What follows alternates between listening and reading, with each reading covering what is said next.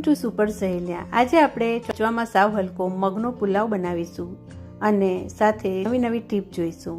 અહીંયા જોઈ શકો છો 5 કપ જેટલા મગ લીધા છે, લીલા મગ લીધા છે, લોંગ ગ્રેન બાસમતી 1 કપ જેટલા લીધા છે। આજે જે પુલાવ બનાવી રહ્યા છે એ ક્વોન્ટિટી 3 જણ માટે ઇનફ છે। મગ અને લોંગ ગ્રેન બાસમતી ચોખા બેવને 2 વાર સરખી રીતે ધોઈ આ રીતે પાણીમાં 1 કલાક માટે પલાળી દેવાના છે। બીજી તૈયારીમાં અહીંયા લસણની કળીઓ જોઈ શકો છો, લગભગ 7 થી 8 લસણની કળીઓ। આદું જોઈ શકો છો, આદું આ રીતે હું સ્ટોર કરું છું મીઠાવાળા પાણીમાં। થોડો લીંબુનો રસ અને 1 લીંબુ એના પીસીસ કરીને એડ કરી લાંબો ટાઈમ સુધી એરટાઇટ બોટલમાં ફ્રીઝમાં આ રીતે આદું સ્ટોર કરી શકાય।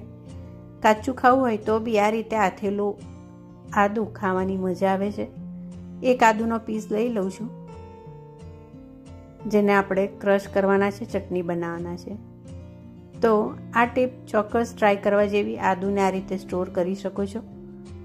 હવે એક મિક્સરના કપમાં લઈ લઈશું આપણે આદું, લસણ, સાથે સાથે અહીંયા લેવાનું છે લાલ મરચું અડધી ચમચી જેટલું, કાશ્મીરી લાલ મરચું કલર સારો આવે એવું અહીંયા લઈશું। સાથે સાથે અહીંયા લીલા મરચાંની પેસ્ટ લેવાની છે અડધી ચમચી જેટલી। લીલા મરચાંની પેસ્ટના બદલે લીલું મરચું કાપીને 1 થી 1.5 એડ કરી શકાય। મીઠું લઈશું અડધી ચમચી જેટલું। આ જોઈ શકો છો, એને વાટીને હવે ચટણી જેવું બનાવવાનું છે। થોડુંક પાણી એડ કરવું પડશે, લગભગ 5 કપ જેટલું, જેથી સરસ ચટણી એકદમ સ્મૂથ વટાઈને ક્રશ થઈને તૈયાર થાય। તો અહીંયા હું એડ કરી રહી છું પાણી। મેં અહીંયા 5 કપ કરતાં થોડું ઓછું પાણી એડ કર્યું છે, લગભગ 3 થી 4 ચમચી જેટલું। વાટીને એની પેસ્ટ બનાવી દઈશું। તો આ રીતે થોડું પાણી એડ કરી પેસ્ટ બનાવવાની। આવી રીતે ચટણી જેવું ટેક્સચર હોવું જોઈએ। આપણી તૈયાર છે। સાથે અહીંયા ટોમેટો કેચઅપ 2 ચમચી જેટલો લેવાનો છે। જે બી ઘરમાં ટોમેટો કેચઅપ હોય 2 ચમચી લઈ લેવો, એ ન હોય તો ટોમેટોનું પ્યોરી લઈ લેવી। હવે મગને આપણે સૌથી પહેલાં કુકરમાં 2 સીટી થાય ત્યાં સુધી બાફી લઈશું। 1 કલાક પલાળેલા મગ કુકરમાં આ રીતે 5 ચમચી જેટલું મીઠું નાખી અને 2 વિસલ થાય ત્યાં સુધી બાફી લેવાના છે।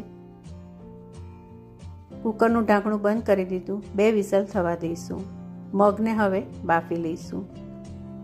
એ જ પ્રમાણે જે આપણે બાસમતી લોંગ ગ્રેન ચોખા પલાળ્યા છે એને છૂટા તપેલીમાં બાફી લઈશું। એના માટે અહીંયા 1.5 લીટરની તપેલીમાં મેં લગભગ 1 થી 1.25 લીટર જેટલું પાણી લીધું। પાણીની અંદર 5 ચમચી જેટલું મીઠું એડ કરી લીધું છે। પાણીને હવે ઉકળવા દઈશું। સાથે સાથે અહીંયા તમાલપત્ર અને 1 લવિંગ, 2 કાળા મરી એડ કરી દીધા છે। 2 વિસલ થઈ ગઈ છે, મગ તો આપણા બફાઈ ગયા સમજો। હવે બીજી બાજુ જે પાણી ઉકળી રહ્યું છે એમાં ચોખા પણ બાફી લઈએ। તો આ રીતે ઉકળતા પાણીમાં પલાળેલા ચોખા આપણે એડ કરી લઈશું। ચોખાને છૂટા જ બફાવા દઈશું। દાણો સરસ છૂટો છૂટો રહે એ રીતે આપણે એને બાફવાના છે, એટલે આ રીતે ઉકળતા પાણીમાં છૂટા જ બાફી લેવા। થોડી વારે હલાવીશું અને છૂટા આ રીતે ચોખાને બફાવા દઈશું। 2 વિસલ થાય, કુકર ઠંડુ પડ્યા એટલે ખોલ્યું, મગ સરસ રીતે બફાઈ ગયા છે। 2 આંગળી વચ્ચે દબાવતા દાણો સરસ રીતે પોચો પડી ગયો છે। મોઢામાં મૂકીએ તો બી દાણો સરખી રીતે ચવાય એટલે સમજીએ બફાઈ ગયા। મગને આપણે એક્સ્ટ્રા પાણી બધું ડ્રેન કરીને આ રીતે કાઢી લઈશું। હવે આ બાજુ ચોખા પણ આપણા ચડી રહ્યા છે, એનો દાણો પોચો પડે એની રાહ જોવાની છે। બીજી બાજુ શાકભાજી જોઈ લઈએ, જેમાં કાંદો, કેપ્સિકમ, કોબીજ અને કાકડી મેં લીધી છે। સાથે સાથે અહીંયા તમે ગાજર, વટાણા, ફ્લાવર વગેરે સબ્જી તમે ઈચ્છા પ્રમાણે એડ કરી શકો છો। આ બધું જ આપણે ચોપરમાં બારીક સુધારી લેવાનું છે। એકદમ બારીક આને સુધારવું પડશે, એટલે હું ડાયરેક્ટ બધું એકસાથે ચોપરમાં ચોપ કરી રહી છું। મારી પાસે પેનાસોનિકનું જમ્બો ચોપર છે, જેમાં બધી વસ્તુઓ બહુ જ સરસ ફટાફટ થઈ જાય છે। કિચનમાં આવા નાના નાના ગેઝેટ્સ આપણને બહુ જ ઉપયોગી થઈ પડતા હોય છે। આ રીતે એકસાથે ચોપરમાં હું બધું ચોપ કરી લઈશ। બારીક સરસ આ રીતે ચોપ થઈ ગયું છે। પ્રિપરેશન મોસ્ટલી બધી થઈ ગઈ છે, બસ હવે ચોખા રંધાય એની રાહ જોવાની છે। ચોખા પણ લગભગ થઈ ગયા છે। 2 આંગળી વચ્ચે દબાવતા સરખી રીતે દાણો દબાય એટલે સમજવાનું થઈ ગયા છે. સરસ ખીલેલા છૂટા આપણા આ ચોખા રંધાઈને તૈયાર છે. હવે આપણે એને પણ આ રીતે ડ્રેન કરી લઈશું. એક્સ્ટ્રા પાણી બધું કાઢી લઈશું. થોડું ઉપર ઠંડુ પાણી નાખી દઈશું. બોઇલિંગ પ્રેશર સ્ટોપ થઈ જાય એટલે બધી જ તૈયારી થઈ ગઈ છે. જોઈ શકીએ છીએ આપણે આપણા સરસ ભાત તૈયાર છે, મગ પણ તૈયાર છે, સલાડ બધું તૈયાર છે અને સાથે 2 ચટણીઓ જેમાં ટોમેટો કેચઅપ અને લસણની ચટણી. હવે આ રીતે એક તવીમાં બટર લઈ લઈશું. બટર અમૂલ બટર લેવાનું છે રેગ્યુલર, અને સાથે સાથે અડધી ચમચીથી પોણી ચમચી જેટલું તેલ લઈ લઈશું.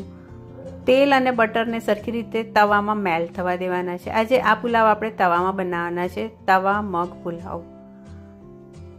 થોડું આ રીતે ગરમ થાય એટલે એની અંદર અડધી ચમચી જેટલી રાઈ લઈ લઈશું અને રાઈની સાથે સાથે અહીંયા જીરું પણ અડધી ચમચી લઈ લઈશું. રાઈ અને જીરું તતડેની રાહ જોવાની છે. સરખી રીતે ગરમ થયેલા બટર અને તેલમાં સરખી રીતે જીરું અને રાઈ તતડી જાય પછી એની અંદર આપણે ડાયરેક્ટ જે ચોપ્ડ કરેલા વેજીટેબલ્સ છે એ બધા એડ કરી લઈશું. વેજીટેબલ્સ એડ કરવાના છે અને થોડુંક આ રીતે હલાવતા જવાનું છે. બટર ફ્લેવરમાં વેજીટેબલ આ રીતે સોતે કરીએ, સાંતળીએ, એનો ટેસ્ટ બહુ જ સરસ આવતો હોય છે. પુલાવ બટરમાં તમે બનાવશો તો ડિફરન્ટ ટેસ્ટ અને એકદમ યમી લાગશે. આ રીતે થોડુંક હલાવવાનું છે 3-1 મિનિટ માટે. પછી એમાં થોડું મીઠું એડ કરી લેવાનું છે, 5 ચમચી જેટલું જ, અને હળદર એ પણ અડધી ચમચી જેટલી. મીઠું આપણે ચોખા બાફતી વખતે એડ કર્યું હતું, મગ બાફતી વખતે એડ કર્યું હતું, ચટણીમાં પણ છે, અમૂલ બટરમાં પણ થોડું મીઠું હોય એટલે મીઠું સાચવીને એડ કરવું. આ રીતે મીઠું અને હળદર મિક્સ થઈ જાય પછી આપણે જે લસણની ચટણી જેવું બનાવ્યું હતું એ વચ્ચે આ રીતે થોડી જગ્યા કરીને તવીમાં શેકી લેવી. આ રીતે થોડું સોતે કરવાથી એનો કાચો ટોસ્ટ દૂર થઈ જશે અને વધારે ટેસ્ટી આપણો પુલાવ બનશે. 2 થી 3 મિનિટ માટે આ રીતે લસણની ચટણીને સાંતળી અને પછી એની અંદર ધાણા જીરુંનો પાવડર એડ કરી લઈશું, પોણી ચમચી જેટલો. પાવડર એડ કર્યા પછી એને પણ બરાબર સાંતળી લઈશું. ઈચ્છો તો થોડો ગરમ મસાલો પણ આ ટાઈમે તમે એડ કરી શકો છો. પાઉંભાજીનો ફ્લેવર ગમતો હોય તો થોડો પાઉંભાજીનો મસાલો પણ એડ કરી શકાય. હવે આ રીતે જે સોસ હતો ટોમેટો કેચઅપ એને એડ કરી લીધો. થોડું પાણી એડ કરી લઈશું 1 કપ જેટલું. બધું હલાઈને મિક્સ કરી દઈશું. સરખી રીતે હલાઈને મિક્સ કરી અને પછી બસ એમાં આપણે લાસ્ટમાં એડ કરવાના રહેશે બાફેલા મગ અને આપણે જે ચોખા રાંધીને તૈયાર કર્યા છે એ. મગ અને ચોખે રાંધેલા એડ કરી બધું સરખી રીતે હલાવી અને મિક્સ કરી દેવાનું છે. હલાવતી વખતે 2 ચમચાની મદદથી આ રીતે મિક્સ કરી લઈશું એટલે આપણને ફાવે. આ રીતે તવા મગ પુલાવ ચોક્કસ બનાવજો. ઝટપટ બની જાય છે અને ચોમાસામાં એક પરફેક્ટ ડિનર કે પછી લંચ માટેની રેસીપી છે. ટિફિન બોક્સમાં પણ આપી શકાય. તો જુઓ પરફેક્ટ તૈયાર છે, જેને આપણે રાયતા કાંદા સાથે સર્વ કરી શકીએ છીએ. ચોક્કસ જોતા રહેજો સુપર સહેલિયા. ફરી મળીશું નવી રેસીપી નવી સહેલી સાથે.